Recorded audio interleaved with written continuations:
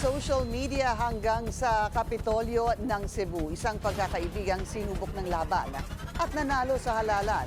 Si Governor-elect Pam Baricuatro may mensahe para sa yumaong matalik na kaibigan na si Doc Rowena Burden. Narito ang agenda report ni Mary Ann Uy. Sa kanyang social media page, ipinost ng Governor-elect ng Cebu, Pam Baricuatro, ang video na ito kasama ang matalik na kaibigang si Doc Rowena Burden. Sa kanta pa lang, may ipinahiwatig na ang Governor-elect. Ang post na ito umani na ng 2 million views. Sino ba si Doc Rowena sa buhay ni Pam?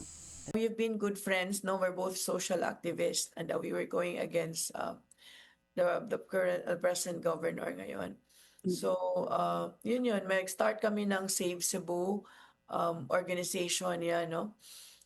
So that was really our intention to liberate Cebu from the current administration, and looks like we made it.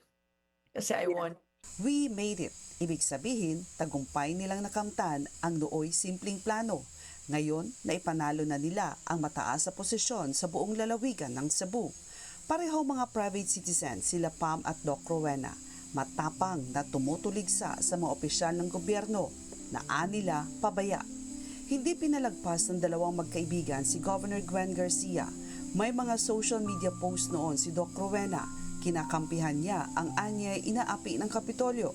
Matapang niyang sinasagot at kino-call out si Governor Garcia. Ang resulta, patong-patong na cyber libel case ang isinampa ng gobernadora sa doktora.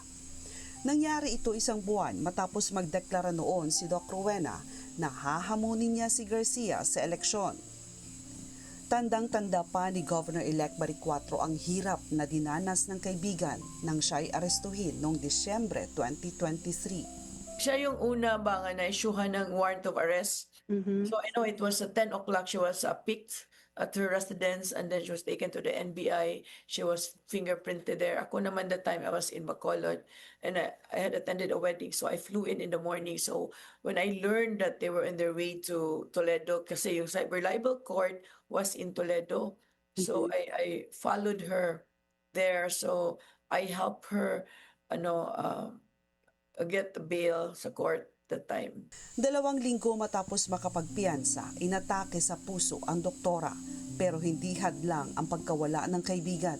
Naging susi ito para mas tumapang si Pam. Hindi nagdalawang isip na siya naman ang humamon sa pagkagobernador sa nakaupong si Garcia. Sabay sa kanyang pagkandidato, inulan din siya ng mga kaso, pero hindi niya inurungan ang mga reklamong isinampa ng gobernadora at kapatid nitong si Byron Garcia. There might be another warrant of arrest for me. Pasalamat lang ako sa kanya because dahil sa kanya, nagiging sikat tuloy ako. So it's doing me a favor actually. So, that's part of the healing na let go and let God, Naipanalo ni Pam ang posisyong inaasam ng kaibigang doktora. Kaya, sa pamamagitan ng post na ito, ipinaalala niya sa mga bumoto sa kanya na hindi siya nag-iisa. Ito ang legacy ng matalik niyang kaibigan na si Doc Rowena na siyang nagsimula at nagpamulat sa kanya na kahit isang private citizen, kaya na isang Pam na maging gobernadora. Para sa agenda, Mary Ann Uy, Billionaire News Channel.